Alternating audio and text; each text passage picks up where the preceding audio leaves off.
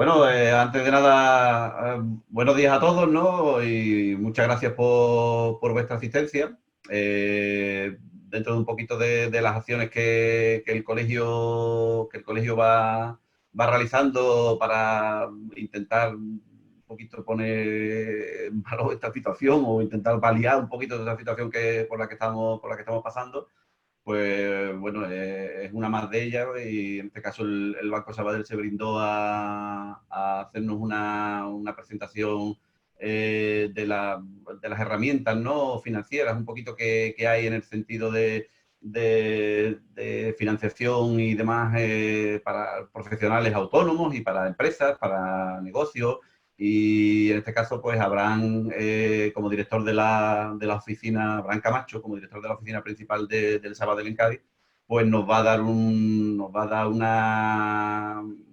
disertación, un webinar, una información muy interesante sobre los productos a los que podéis optar.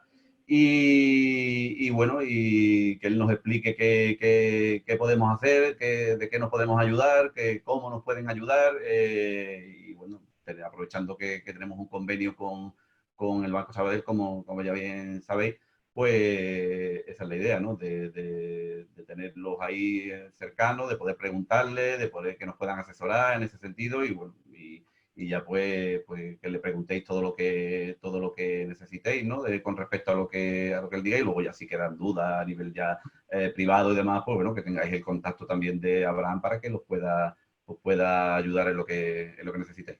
Yo sin más dilación os dejo con Abraham Camacho, ¿vale? Que es como digo, el director de la oficina principal del Sabadell de Cádiz y es el que nos va a dar todas las explicaciones pertinentes, ¿vale? Muchas gracias por vuestra asistencia. Muchas gracias, Jesús. Bueno, buenos días a todos. Primeramente, en los tiempos que corren, desearos que todo el mundo esté bien. Entiendo que si estamos aquí conectados, más o menos estamos bien de salud con el tema este dichoso del coronavirus. Veis en pantalla una presentación donde hemos esquematizado las líneas más relevantes o la información más relevante vinculado a esta solución ICO que salió, el Real Decreto se aprobó en marzo y se fue poniendo en marcha a lo largo de abril y bueno, ahora está plenamente operativo.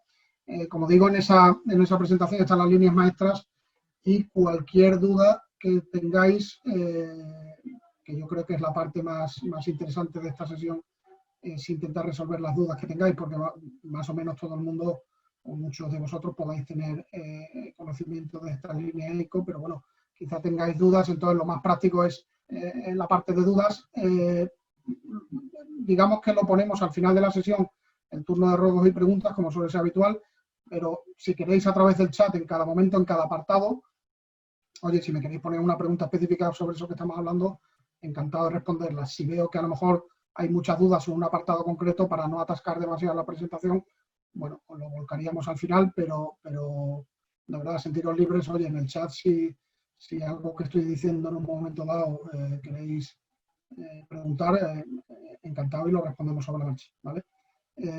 Incluso si hay alguna pregunta por en fin, que se pueda entender mejor verbalmente que no por escrito, oye, nos lo pedís y desde el colegio nos habilitan el micrófono para que podamos comentar lo que sea, ¿vale? Sin más, empezamos. Perdonad los niños que salen, por favor. Cierra la puerta, por favor. Cierra. Perdonad, el tema de los niños inevitable. Como digo, comenzamos. Como podéis ver ahí hay un cuadro de resumen diferenciando autónomos, microempresas y pymes a la izquierda, grandes empresas a la derecha. Grandes empresas, bueno, lo comentaremos, pero entiendo que no es objetivo de los participantes que estamos aquí. Si hay alguien que lo sea, pues encantado y también incluso responderé a cuestiones o dudas que suban surgir. En la parte que más nos afecta directamente tenemos microempresas y pymes, que ahí veis la categorización que se hace desde un punto de vista legal o desde el punto de vista LICO. Son negocios o empresas hasta 250 empleados, ventas inferiores a 50 millones de euros o un activo inferior a 43 millones de euros. De cualquier sector de actividad, las líneas ICO con algún pequeño matiz que ahora comentaremos, están destinadas a cualquier sector de actividad, están destinadas a necesidades de liquidez, pago de salarios, alquileres, gastos fijos, proveedores, vencimiento de financiación y obligaciones tributarias. Cuando habla de vencimiento de financiación se refiere normalmente al tema de cuotas de préstamos que estén vigentes, pólizas de crédito, por ejemplo, que alguien pueda tener que vencer a lo largo del año, ampliaremos un poco la información más adelante, ¿vale? Y obligaciones tributarias, pues obviamente todo el pago de tributos que pueda haber en los próximos meses, seguridad social y similares, ¿no? Las operaciones van con hasta 5 años con 1 de carencia, ¿vale? Ese año de carencia obviamente es una parte fundamental a mi juicio de esto. No tendría mucho sentido hacer operaciones que amortizaran desde el principio, cuando de lo que se trata es de dar liquidez en el corto plazo y establecer un calendario de pagos posterior cuando un poco se levante toda la situación económica excepcional que tenemos ahora, ¿no? Y también hay una alternativa que es hacerlo como un crédito, como una póliza de crédito, hasta 3 años, ¿vale? Bueno, eso puede servir, luego ampliaremos la información. Negocios que necesitan por su tipología, incluso vuestro sector de ingeniería, bueno, puede estar trabajando en un proyecto que se cobra a medio o a más meses de lo habitual, bueno, pues puede tener una empresa de ingeniería o un autónomo o una póliza de crédito para ir financiando ese proyecto o ese trabajo antes de que se cobre, ¿no? Pues también el ICO facilita el que se puedan instrumentar bajo esa forma financiera. Y el ICO aquí cubre el 80%. Si veis, es una de las grandes, o es la diferencia fundamental con respecto a las grandes empresas. Las grandes empresas se cubre menos, un 70%, un 60% en renovaciones. En el caso de las operaciones de autónomos y pymes, el ICO cubre hasta el 80%. El 20% restante corre a cargo o va sin garantía de ICO, ¿vale? Asume el riesgo directamente el Banco Sabadell o el banco que proceda, ¿vale? Abajo tenéis una anotación que se refiere fundamentalmente, hombre, puede pedirlo a cualquiera, pero lo normal es que esté más enfocado a grandes empresas, que para importes superiores a 1,5 millones hay un criterio de que el máximo que se puede dar por cliente, incluyendo todas las entidades, hasta un 25% de ingresos anuales, 24 meses de gasto de personal. Bueno, insisto, esto en principio no tiene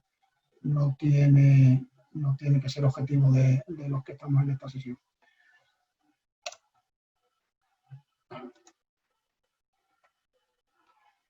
¿Por qué no me avanza esto? Ahora, perdón. Clientes susceptibles de ser beneficiarios y quienes están excluidos, ¿vale? Por eso decía antes que los sectores de actividad eran todos los que puedan existir con algún pequeño matiz. Pero bueno, los beneficiarios de la ICA, lo que es fundamental es que sean empresas con domicilio social en España y obviamente que se hayan visto afectadas por efectos económicos del COVID. Esto es importante porque luego veremos que uno de los requisitos, y probablemente el más importante de los requisitos formales para pedir estas líneas, es que realmente haya un vínculo directo entre la situación de la empresa y la situación económica general motivada por el coronavirus, ¿vale? También habla ahí de empresas públicas nacionales, autonómicas y locales, ¿vale? Que tampoco es nuestro segmento. Clientes excluidos, aquí habla de esto que es fundamental y enlaza con lo que decíamos antes de los efectos económicos del COVID. Empresas que hayan estado en situación de morosidad, aquí hay en la presentación, pensaba que lo estoy viendo ahora, pensaba que lo había cambiado y no lo había cambiado. Inicialmente se dijo que eran empresas que estuvieran en morosidad en el sistema CIRBE, en el sistema de información de riesgo del Banco de España, 31 del 12, esto se amplía hasta marzo. Es decir, como la situación del coronavirus surge en marzo, lo que de alguna manera se quiere con esto es que, oye, quien ya tuviera problemas de morosidad que están directamente relacionados, obviamente, con algún problema económico de marcha de la empresa, no pueden acogerse a esta línea. Esta línea va destinada a quien tenga problemas a partir de la situación de alarma del coronavirus.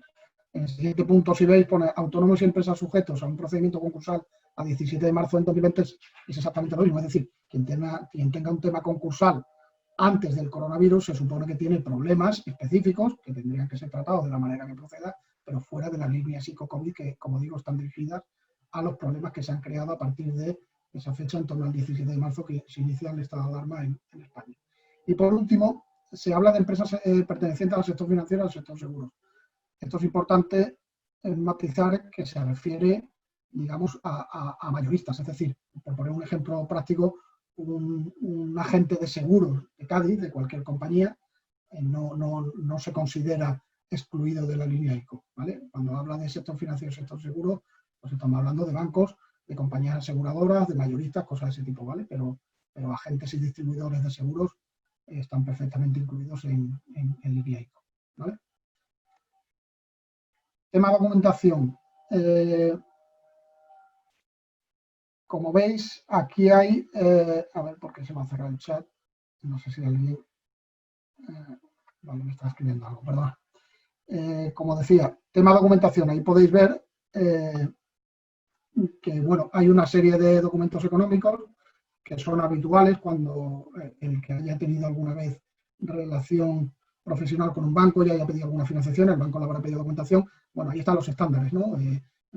Tema de declaraciones de IVA, tanto trimestrales como anuales, tema de declaración de renta de 2019-2018 en el caso de los autónomos,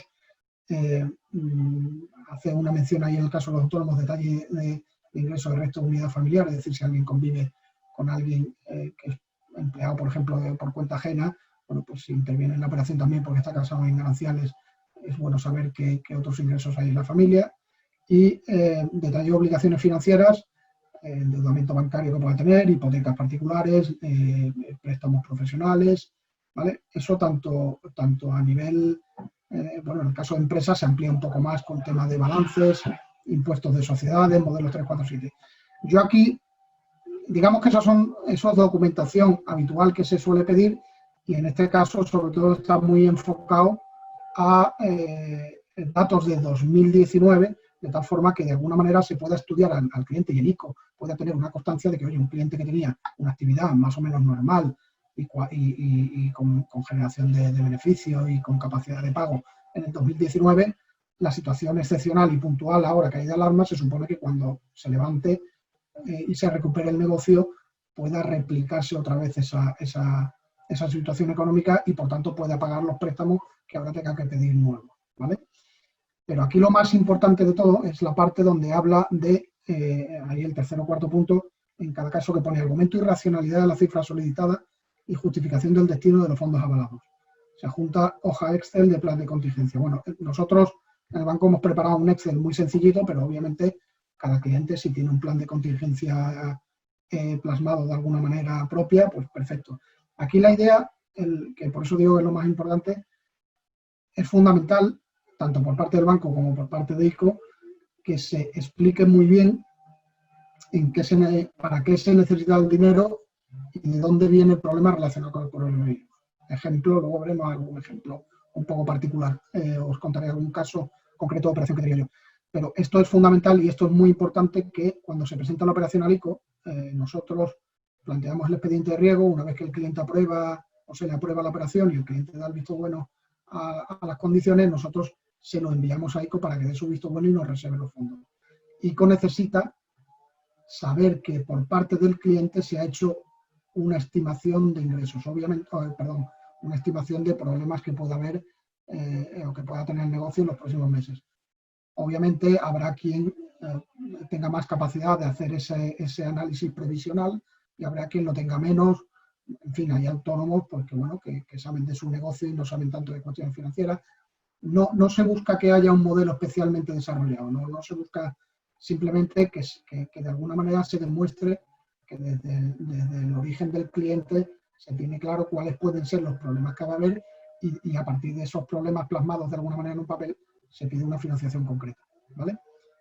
Como digo, esto es muy importante. Ha habido incluso al principio, cuando todavía estábamos empezando a arrancar con esta nueva línea, bueno, esto no quedaba muy del todo claro y había operaciones que el ICO rechazaba y pedía que cuando estuviera hecho de alguna manera el plan de contingencia que llamamos nosotros o un análisis previsional, bueno, se sometiera a la operación de nuevo, ¿vale? El resto de documentación, como podéis ver, insisto, es la habitual que normalmente se suele pedir en una operación de riesgo a un profesional, sea autónomo o sea empresa.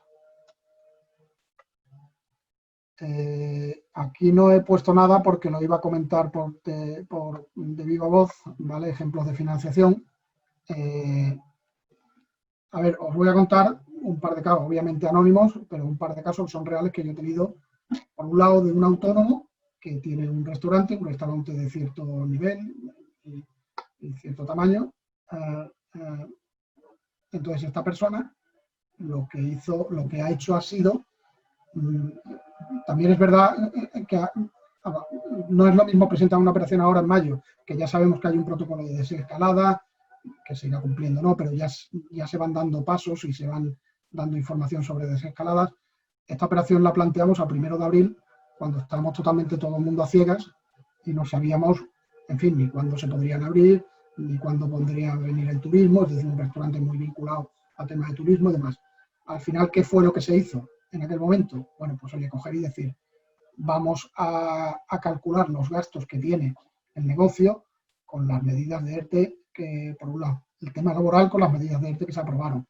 Oye, ¿cuáles van a ser los gastos en los próximos meses?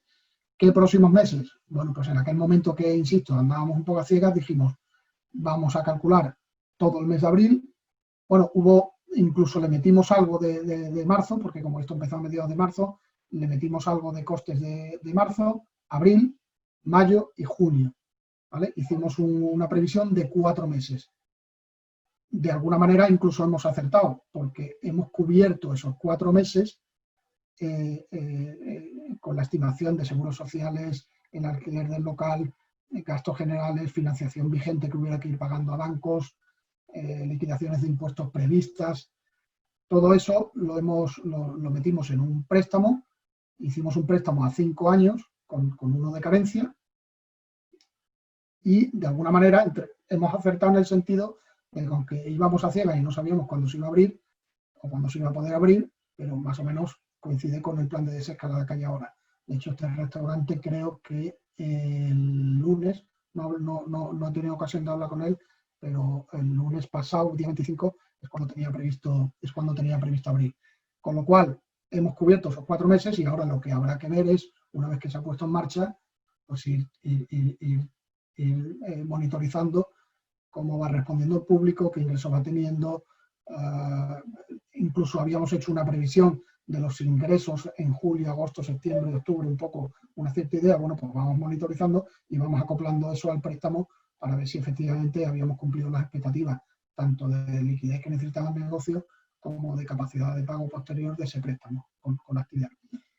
Eso en el caso de un autónomo. En el caso de una sociedad, bueno, pues he tenido el caso de que en vez de un préstamo, lo que hemos hecho ha sido, esta sociedad tenía una póliza de crédito bastante grandecita, de 200.000 euros, que vencía en septiembre. Entonces, lo que hemos hecho ha sido anticiparnos a ese vencimiento.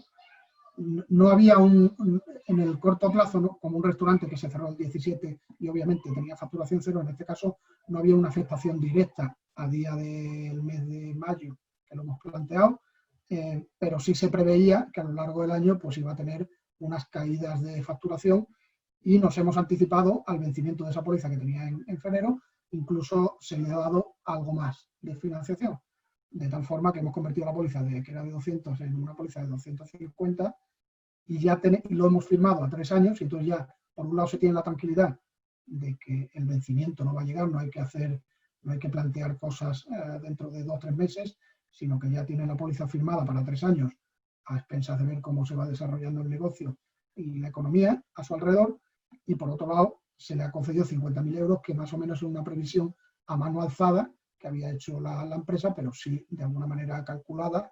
Oye, pues como mucho podríamos necesitar 50.000 euros más hasta ver a final de año qué es lo que pasa con el entorno económico, ¿vale? Como digo, insisto, esto, por ejemplo, en la documentación del año 2019 lo hemos cuadrado de alguna manera. Oye, son financiaciones que son lógicas para la actividad que hasta el 2019 tenían los negocios, pero además es fundamental el estructurar la financiación conforme a la situación del coronavirus y a las necesidades. Oye, que nadie es adivino y no sabemos qué va a pasar en septiembre o octubre, pero es verdad que de alguna manera hay que intentar valorarlo y cuantificarlo para no dar palo de ciego y decir, bueno, pues yo pido 500.000 euros y voy tranquilo, o pido 40 y no llego, ¿vale? Un poco intentar en la medida de lo posible, dentro de toda la incertidumbre, cuadrar lo máximo posible, ¿vale? Ya directamente en cuanto a cómo estamos funcionando en Banco Sabadell, cómo hemos estado funcionando estos meses, y seguimos haciéndolo, ¿vale? Ahí podéis ver medidas que ha tomado el banco dentro de un plan comercial interno nuestro que se llama plan de acompañamiento. Ese plan de acompañamiento se ha articulado tanto para particulares como para autónomos, tanto como SLs, gente de banca personal, gente que llamamos de banca retail, de ingresos de renta media baja. En fin, es un plan de acompañamiento que hemos hecho prácticamente incluso para banca privada, hemos hecho para todos los sectores con las particularidades de cada uno. En el caso, por ejemplo, interno nuestro, bueno, pues se han agilizado pagos a proveedores, sabiendo que podrían tener tensiones de liquidez, bueno, pues en vez de estar, seguir con los protocolos de pago a proveedores, a lo mejor que se puedan tener en un momento dado de 60, 30, 60, 90 días, bueno, pues pagos de una vez a la semana para evitar que tengan tensiones de liquidez, ¿vale? Aquí se han movilizado 3.500 gestores, son los gestores, como digo, el plan de acompañamiento se ha articulado prácticamente en todos los segmentos en los que trabaja el banco. Eso lleva a 3.500 gestores que hemos estado trabajando directamente en contacto con los clientes, buscando las soluciones que puedan necesitar. Se han puesto la línea de financiación de 15.000 millones de euros. Yo creo que este dato incluso hoy en día está superado, ¿vale? Esto yo creo que es un dato de hace unas semanas o hace quizá un mes, seguro que tiene que estar superado a día de hoy. En cuanto a medidas para empresas, cuando habla de empresas, habla también obviamente de autónomos. Ahí ves, renovación de pólizas con antelación suficiente. Sirve como ejemplo lo que he comentado antes de, oye, una empresa que tiene un vencimiento dentro de septiembre, octubre, pues más vale anticiparse ahora e intentar buscar soluciones que no dejar que pase el tiempo y encontrárnoslo en el último momento. Prórrogas de confirming factoring, descuento de factura, financiación internacional, son productos que tienen vencimientos muy concretos y que tienen que pagar, que tienen asumido los clientes.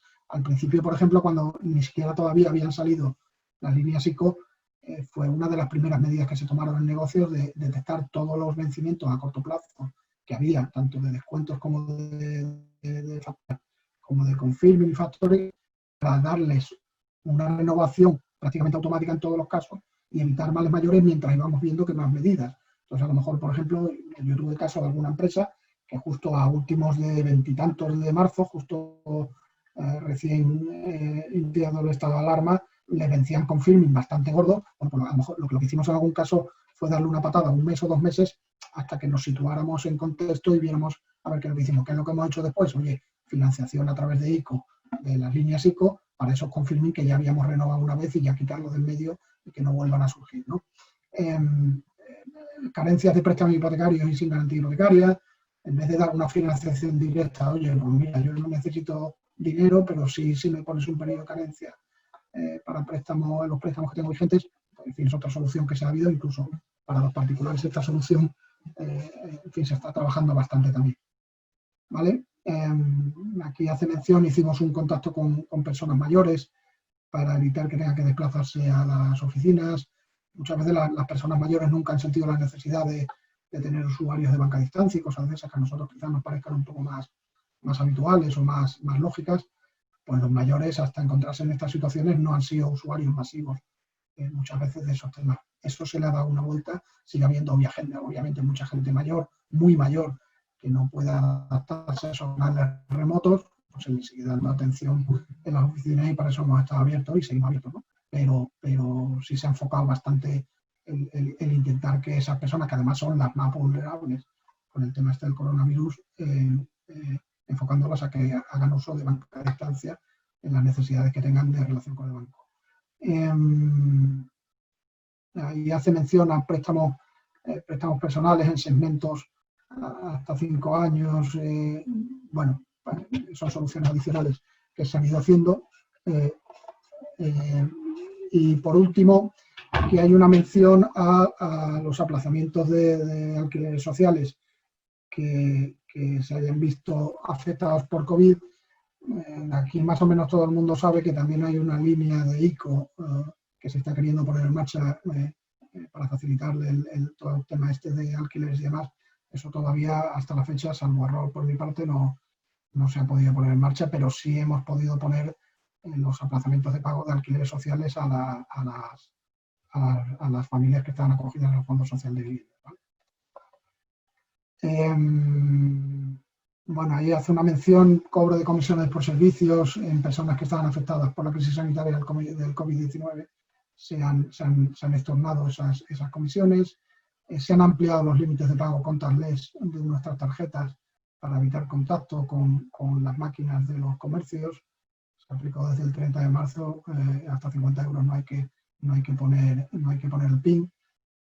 Bueno, ahí hace mención también al plan acompañamiento ICO que ya hemos comentado.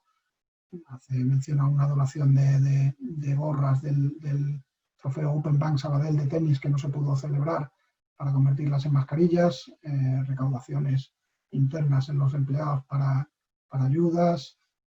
Son medidas que ha tomado el banco, como decía al principio, para intentar en la medida de lo posible facilitar en los entornos de relación que tenemos con proveedores, clientes y sociedad en general, ¿vale?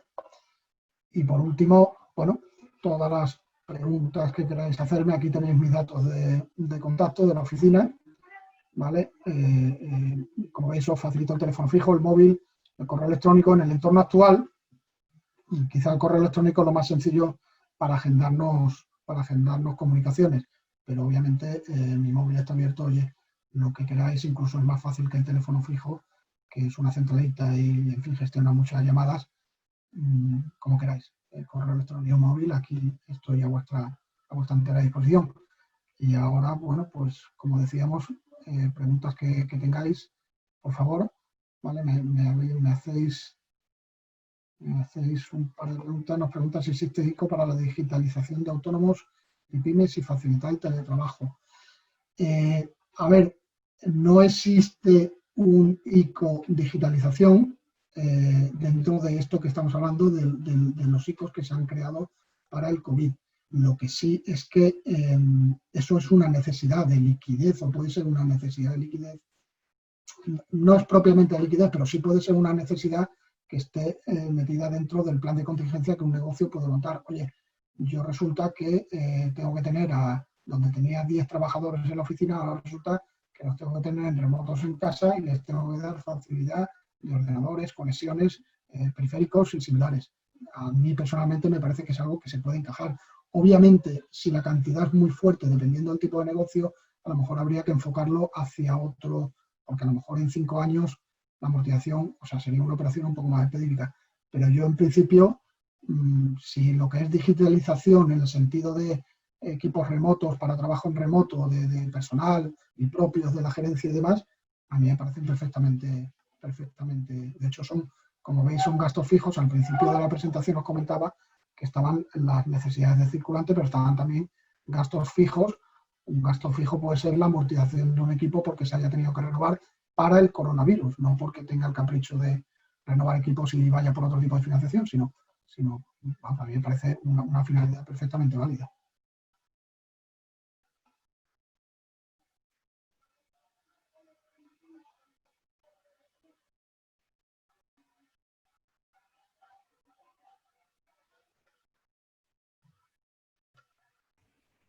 Aprovechad si queréis preguntar más cosillas, que ahora que tenemos ahí a Abraham en directo, que es verdad que deja ahí sus datos de contacto y demás, que podéis contactar con él en cualquier momento, pero bueno, si queréis, veis que es interesante para que otros compañeros hablen, lo escuchen, pues perfecto.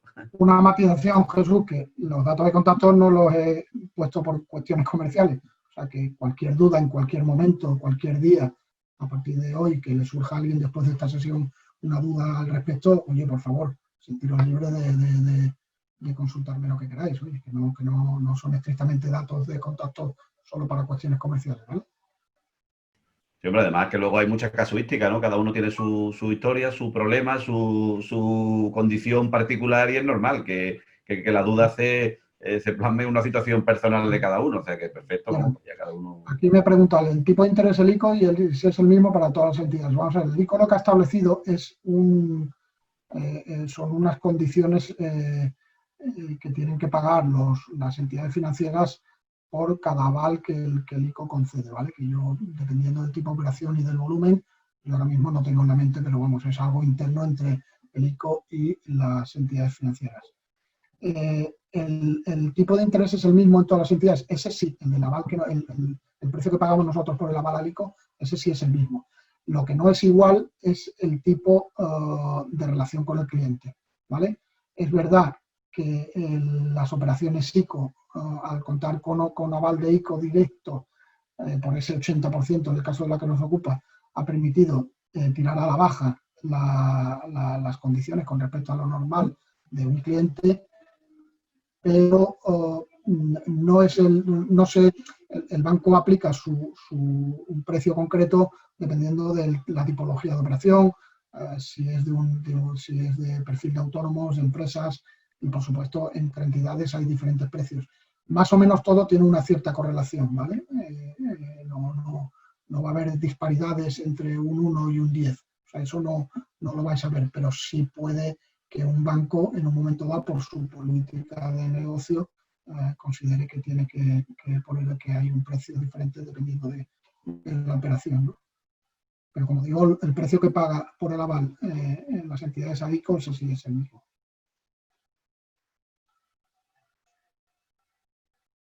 A ver, me pregunta si sabe algo de los préstamos ICO no relacionados con el COVID, nuevas empresas. A ver, en teoría el ICO sigue teniendo, el Instituto de Crédito Oficial sigue teniendo disponibles las líneas que se tenían hasta la fecha, ¿vale?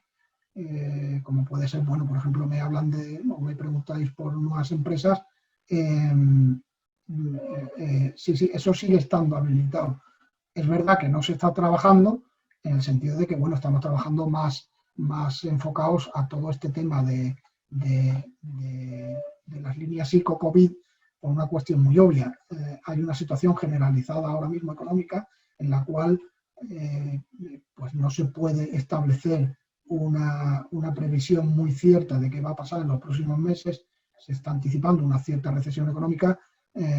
Bueno, pues ahí está el aval del ICO, es fundamental para dar salida a todo ese tipo de operaciones y de necesidades. Eso conlleva que quizás se aparcan otras cosas. Dicho lo cual, un cliente, por ejemplo, me plantea a mí en la oficina una operación que tiene toda la lógica y que se puede hacer sin ningún problema, incluso con el estado de alarma actual, porque su sector no se ve afectado por mil cosas más, pues la operación se puede plantear. ¿Eso conlleva financiación ICO? Pues se podrá plantear también, pero hay un matiz importante. Esas operaciones ICO no llevan aval de ICO, nunca la han llevado, ni tampoco, bueno, no sé lo que pasará en el futuro, pero a día de hoy no llevan aval. Es decir, una operación de inversión, que en la última línea, las líneas recientemente se llaman ICO emprendedores, no llevan aval de ICO. Lo que facilitan es una rebaja en las condiciones, unas mejores condiciones financieras para el cliente, pero no llevan ICO, con lo cual, dependiendo de lo que se plantee el cliente o de cómo sea su negocio, se derivarán a un sitio u otro, pero no están cerrados, ¿vale?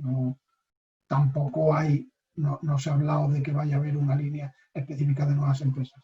Se puede tratar como una operación normal. Existe la duda sobre las dificultades de pago después de la carencia. A pesar de que avale con un porcentaje, la responsabilidad sigue recayendo en el cliente, ¿no? Obviamente, el que firma el préstamo es el que responde por él. Dicho eso, el ICO lo que aporta es una garantía de hasta un 80% y eso nos facilita a los bancos a que si un cliente autónomo nos viene y nos pide, oye, dame 20.000 euros porque no sé cómo voy a vivir los próximos 4 meses, en un entorno normal le tendríamos que decir, pues mire usted, no le puedo dar los 20.000 euros porque su negocio no está facturando. Para eso entra el aval expreso del ICO, para que facilitemos esas financiaciones, pero obviamente del préstamo tiene que responder la persona que lo ha pedido. Entonces, la duda de las dificultades de pago después de la carencia, efectivamente, hay un elemento de incertidumbre de qué pasará dentro, vamos a poner, por ejemplo, del 1 de enero del año que viene. Oye, ¿cómo va a estar la economía en ese momento? ¿Cómo va a estar el sector específico de ese empresario que ha pedido una operación?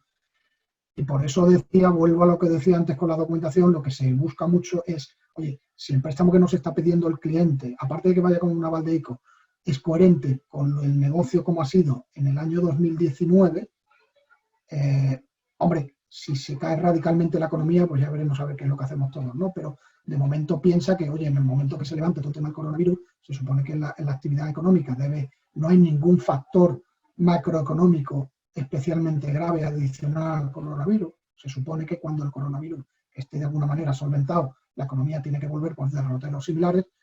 Entonces, bueno, se presupone que esa persona va a poder pagar esa operación. Obviamente tendremos que verlo, pero desde luego la responsabilidad, sin duda, del prestatario, de la persona que pide la financiación, ¿vale?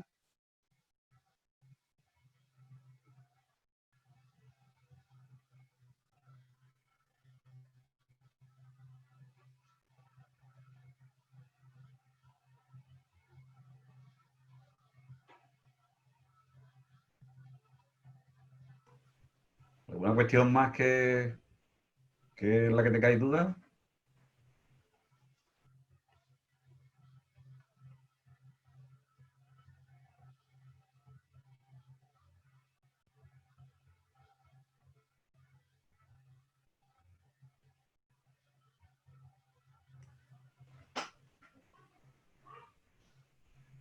Bueno, si en principio no hay ninguna duda más, de todas formas, como bien os comentado antes, ¿no? Tenéis el contacto de Abraham, pero en principio no, si ya no tenéis más nada que comentar, pues podemos dar por concluido, ¿no, Abraham? ¿Tú tienes alguna cosilla más que quieras decir? De todas No, formas, ya te digo, que reiteraros, por favor, que, oye, cualquier duda que os surja, que si ahora no tenéis duda y os surge cualquier cosa en los días venideros, oye, por favor, mi contacto está ahí y yo encantado de solventarlo a la medida de lo posible, ¿vale?